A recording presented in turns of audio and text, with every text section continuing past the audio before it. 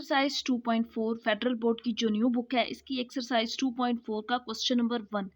Question number 1 ये है, use synthetic division to show x is a solution of the polynomial.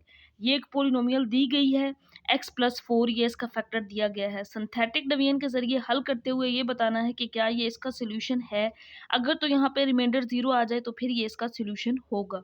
And use the result to factorise the polynomial completely. बेटा बच्चों यहाँ पे जो बाकी वैल्यू बचेगी हमने उसको ये प्रूव करना है कि क्या वो इस पोलिनोमियल का फैक्टर है या नहीं, मतलब हमने उसको कंप्लीट फैक्टराइज भी करना है। तो सबसे पहले इसको सिंथेटिक डिवीजन के अंदर लिखेंगे इस पोलिनोमियल को जो कि गिवन है। ये x³ है तो यहाँ पे 2 आ जाएगा। फिर एक्स स्केयर है, इसका कोफिशिएंट 7 है। फिर एक्स स्केयर के बाद एक्स वाली वैल्यू, इसका कोफिशिएंट -6 है तो यहाँ पे -6 आ जाएगा। फिर कांस्टेंट जो कि -8 है। अब यहाँ पे इसका फैक्टर है x+4 = 0। तो यहाँ पे ये फैक्टर था, x की वैल्यू मैंने निकाली -4, तो इसको सिंथेटिक डिवीजन से हल करेंगे -4 से। तो अब ये सबसे पहली वैल्यू सिंथेटिक डिवीजन में इसी तरह लिख लेते हैं। अब यहाँ पे इसको मल्टीप्लाई करके आगे वैल्यूज़ लिखते जाते हैं। तो 4 2s are 8, माइनस है तो -8 आ जाएगा। अब 7 - 8 करेंगे, आंसर -1 आएगा। -4 मल्टीप्लाई -1 तो +4 हो जाएगा। -6 + 4 आंसर -2 आएगा, क्योंकि बड़ी वैल्यू 6 है और इसके साथ माइनस है। माइनस माइनस प्लस और 4 2s are 8, तो -8 और +8 यहाँ पे रिमाइंडर 0 आ गया। रिमाइंडर 0 आने का मतलब ये है कि x+4 यानी कि ये वैल्यू इसका फैक्टर है। पहला जो था ये use synthetic division to show that x is the solution of the polynomial. तो x जो है वो इस पोलिनोमियल का सॉल्यूशन है क्योंकि रिमाइंडर 0 है। यहाँ पे हम लिख देंगे since reminder is 0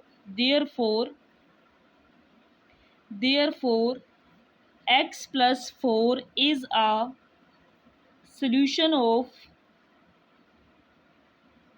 given polynomial. इस पोलिनोमियल का सॉल्यूशन ये है, is a solution of given polynomial.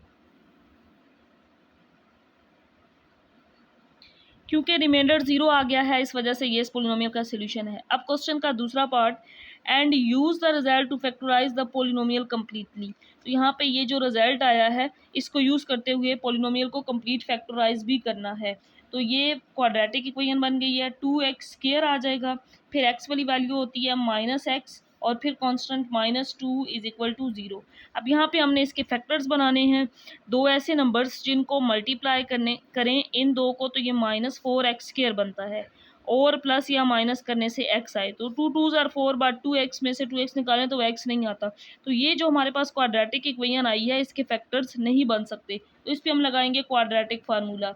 a की वैल्यू 2, b की वैल्यू -1 और c की वैल्यू -2 है। अब इस पे क्वाड्रेटिक फार्मूला लगा लेंगे। क्वाड्रेटिक फार्मूला होता है x = -b + b² -4ac/2a।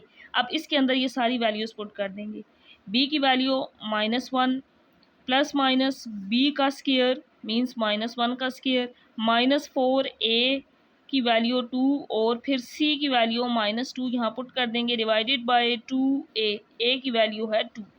मैंने यहाँ पे बच्चों क्वाड्रेटिक फार्मूला के अंदर इन वैल्यूज़ को पुट कर दिया है। माइनस माइनस +1 हो जाएगा, -1 का स्क्वायर प्लस ये minus minus plus 4 2s are 8, 8 2s are 16 और यहाँ पे आ जाएगा 2 2s are 4। अब इसको लिख सकते हैं 1 ± 16 और 1 17/4। तो ये इसका आंसर आ गया। अब इसको जो कंप्लीट फैक्टराइज किया, एक तो इसका आंसर x का -4 है और दूसरा जो आंसर है ना वो ये है 1 ± √17/4। तो ये इसके आंसर होंगे। तो इसके बाद है पार्ट नंबर 2 जो ये है, अब इसका जो फैक्टर है ना वो ये 3x+1 है। तो यहाँ पे हम लिख लेते हैं 3x+1, यहाँ से x की वैल्यू निकाल लेंगे। 3x = -1 हो जाएगा, तो यहाँ से x की वैल्यू आ जाएगी -1/3। अब हमने ये जो सिंथेटिक डिवीजन से इसको हल करना है, x -1/3 क्या इसका फैक्टर है या नहीं। अगर तो रिमाइंडर 0 आया तो फिर ये इसका फैक्टर होगा। तो ये है 3x³ फिर x², इसका कोफिशिएंट -5 है, x इसका कोफिशिएंट 4 है, फिर कांस्टेंट जो कि 2 है। अब इसको हल करना है -1/3 से, तो पहली वैल्यू तो इसी तरह आ जाएगी। अब 3 को मल्टीप्लाई करना है -1/3 से, तो मैं यहाँ रफ यहाँ पे साइड पे मल्टीप्लाई करके देखती हूँ 3 को -1/3 से, तो ये तो कैंसल आउट हो जाएगा, आंसर -1 आ जाएगा। इट मीन्स यहाँ पे -1 आ जाएगा। -5 और -1 -6। अब -6 को मल्टीप्लाई करेंगे -1/3 से, तो -6 को मल्टीप्लाई करेंगे -1/3 से। 3 2s are 6, minus minus plus हो जाएगा और ये 2 आ जाएगा, तो यहाँ पे इसका मतलब है 2 आएगा। 4 और 2 6। अब इस 6 को मल्टीप्लाई करेंगे -1/3 से, तो +6 को, तो यहाँ पे मैंने उसी को प्लस कर दिया। 3 2s आर 6, तो आंसर यहाँ पे -2 आ जाएगा। तो यहाँ पे -2 और +2 जब करेंगे तो ये रिमाइंडर 0 आ गया। तो ये क्वाड्रेटिक रिमाइंडर 0 आ गया, इसका मतलब है ये इस पोलिनोमियल का फैक्टर है। तो यहाँ पे हम इसका आंसर लिख देंगे, since reminder is 0 therefore 3x + 1 is a factor of given polynomial। इसका मतलब है ये इस पोलिनोमियल का फैक्टर है क्योंकि रिमाइंडर 0 आ गया। अब इसको फैक्टराइज भी करना है कम्प्लीटली, तो 3x² -6x और +6 = 0। 3 कॉमन ले सकते हैं, x² -3 2s are 6, 3 2s are 6। ये 3 मल्टीप्लाई 0 के साथ डिवाइड होगा, 0 हो जाएगा। 0 डिवाइडेड बाई 3 वो 0 ही होगा। तो बाकी ये क्वाड्रेटिक इक्वेशन आ गई। अब बनाने हैं हमने इसके फैक्टर।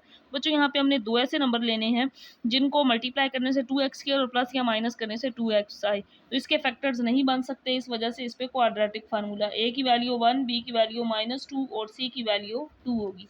तो क्वाड्रेटिक फार्मूला में वैल्यूज पुट कर देंगे। यहाँ पे मैं क्वाड्रेटिक फार्मूला दोबारा नहीं लिख रही, सेम पिछले क्वेश्चन में लिखा था। -b होता है, माइनस फिर -b प्लस माइनस b का स्क्वायर, तो -2 का स्क्वायर -4 ac, a की वैल्यू 1 और c की वैल्यू है 2 डिवाइडेड बाय 2a। यहाँ पे ये सारी वैल्यूज पुट कर दी हैं। माइनस माइनस +2 हो जाएगा, -2 का स्क्वायर लेंगे +4 और -4 2s आर 8 डिवाइडेड बाय 2 आ जाएगा। तो 2 + -4 - 8 करेंगे, आंसर -4 आएगा क्योंकि 8 के साथ माइनस था, बड़ी वैल्यू वाला साइन आएगा। तो 2 + -4 का स्क्वायर रूट 2, माइनस की वजह से इसके साथ आयोटा आ जाएगा। यहाँ तक लिख देंगे तब भी ठीक होगा, आगे ये स्टेप करने आयोटा लिख सकते हैं। 2 कॉमन ले लेंगे, 1 रह जाएगा, यहाँ पे आयोटा रह जाएगा, ये इस 2 से ख़त्म हो जाएगा। तो ये इसका आंसर आ जाएगा 1 ± आयोटा। तो अब इसके 2 आंसर आगे कंप्लीट फैक्टराइज करने से, एक तो ये -1/3 और दूसरा ये 1 ± आयोटा, ये इसका आंसर होगा।